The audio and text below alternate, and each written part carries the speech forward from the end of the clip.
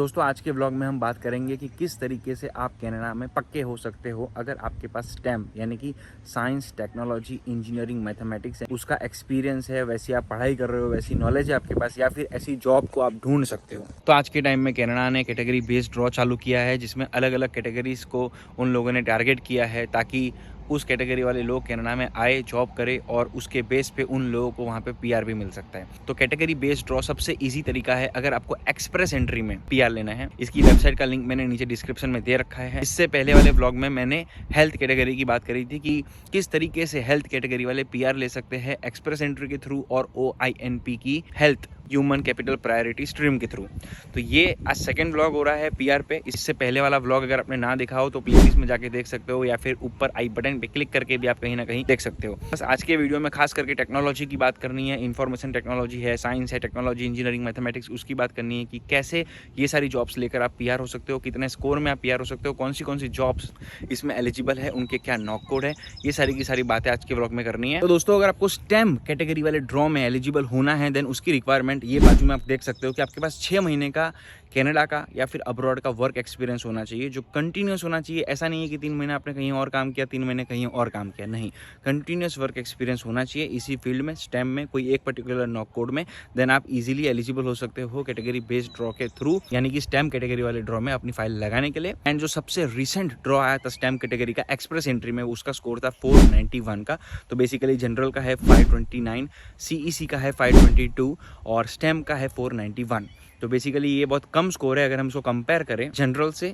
या फिर CEC के ड्रॉ से। और इसमें पॉसिबिलिटी ये है कि आने वाले टाइम में गवर्नमेंट इसके और भी ड्रॉ निकालेगी, क्योंकि गवर्नमेंट ने बस अभी रिसेंटली ये वाली जो कैटेगरी है, यानी कि ये जो पूरा का पूरा जो कैटेगरी बेस्ड ड्रॉ है, ये बहुत रिसेंटली चालू किया था। लेकिन फिर भी हर साल के एंड में गवर्नमेंट डिसाइड करेगी कि कौन सी जॉब्स इसमें डालनी है, कौन सी जॉब्स इसमें से निकालनी है, कौन सी कैटेगरी को ऐड करना है, कौन सी कैटेगरी को डिलीट करना है। तो ये जो बाजू में आप देख सकते हो, web designer, surveyor, land surveyor, civil, electrical, mechanical engineer, तो ये सारी की सारी जो जॉब टाइटल्स है, अगर ऐसी जॉब अगर आप कनाडा में आने के बाद ढूंढ सकते हो, या फिर अगर आपके पास ऑलरेडी इस जॉब का एक्सपीरियंस है मिनिमम 6 महीने का इन कनाडा या फिर अब्रॉड का, देन आप अपनी जो फाइल है उसको एक्सप्रेस एंट्री स्टेम कैटेगरी वाले ड्रॉ के अंदर लगा सकते हो। और अगर आपका CRS score let's say for an example 491 के ऊपर था या 491 था जब रिसेंट ड्रॉ आया था स्टेम कैटेगरी में, देन डेफिनेटली आपको ITA यानी कि इन्विटेशन टू अप्लाई आ ही जाता। तो आने वाले टाइम में इसका स्कोर और ऊपर जाएगा कि और नीचे जाएगा वो तो आने वाला टाइम ही बताएगा, उसके बारे में मेरे पास कोई इन्फॉर्मेशन नहीं है। लेकिन हाँ, ये जितनी भी जॉब्स है ये सारी की सारी tier 0, tier O, tier 1, tier 2, tier 3, यानी कि वही NAAC B, NAAC A, NAAC O, ये वैसी जॉब्स है। यानी कि स्टेम कैटेगरी में फ़ायदा ये है आपको जॉब करने का कि इसमें आप स्टेम कैटेगरी में तो एलिजिबल हो ही सकते हो, उसमें तो अपनी फाइल लगा ही सकते हो, लेकिन साथ ही साथ जो जनरल कैटेगरी है उसमें भी आपकी फाइल ऑटोमेटिकली लगने ही वाली है। तो अगर जॉब ढूंढ ही रहे हो तो जनरल कैटेगरी वाली मत ढूंढो, एटलीस्ट स्टेम कैटेगरी वाली जॉब ढूंढो ताकि एक तीर और 2 निशाने आपके लग सके। और let's say for an example किसी वजह से स्कोर बहुत ज़्यादा आता है स्टेम कैटेगरी का और अगर आपका स्कोर कम है, आपको उसमें पीआर नहीं मिल रहा है, तो भी टेंशन वाली बात नहीं है, क्योंकि रिसेंटली टेक ड्रॉ आया था ओंटारियो का OINP का, जिसको हम बोलते हैं human capital priority stream tech draw. तो टेक ड्रॉ में भी आप बाजू में देख सकते हो कि ये सारे के सारे जॉब टाइटल्स जिनके पास एक्सपीरियंस था इस कैटेगरी में, मिनिमम 1 साल का एक्सपीरियंस जिनके पास था, उनको गवर्नमेंट ने इन्विटेशन दिया था कि आइए आप OINP में अपनी फाइल लगाइए। OINP में फाइल लगाने का ये फ़ायदा है कि वो एक ओंटारियो का PNP है। तो अगर ओंटारियो का PNP आपको मिलता है that means you can get 600 points from that certificate, और अगर आप उसको ऐड करते हो अपनी एक्सप्रेस एंट्री की प्रोफाइल में देन डेफिनेटली आपका PR जो है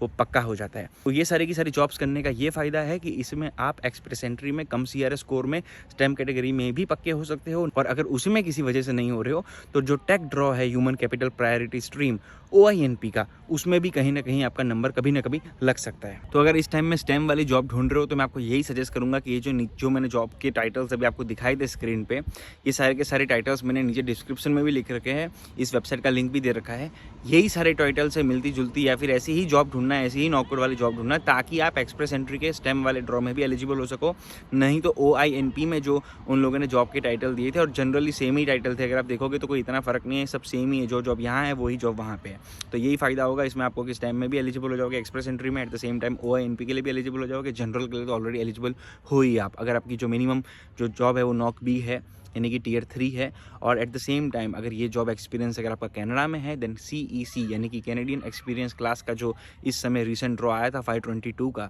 वो भी अगर भगवान की दया से नॉन स्टॉप कंटिन्यूसली आता रहता है देन आप अपनी फाइल उसमें भी लगा सकते हो, उसमें भी आप ऑटोमेटिकली एलिजिबल हो सकते हो। इसलिए ऐसी ही जॉब ढूंढना। तो आज की वीडियो स्टेम वालों के लिए थी जिनके पास ऐसी सब जॉब्स लेने की हिम्मत है, एक्सपीरियंस है, या फिर जो लोग ऐसी जॉब कर रहे हैं इस टाइम पे, then you can easily apply under this particular stream. Video को और लंबा नहीं करूंगा क्योंकि सारी की सारी इन्फॉर्मेशन ऑलरेडी वेबसाइट में दी है, लेकिन मेरा काम ये है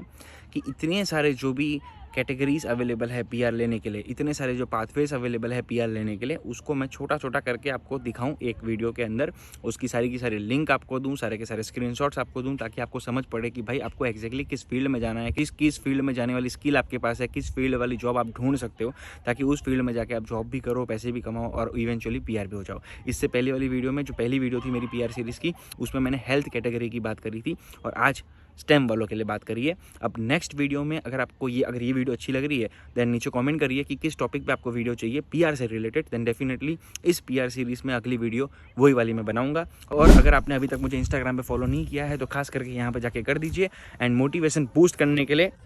सब्सक्राइब कर दीजिए, लाइक कर दीजिए, खास करके कमेंट कर दीजिए, ताकि मुझे मालूम पड़े कि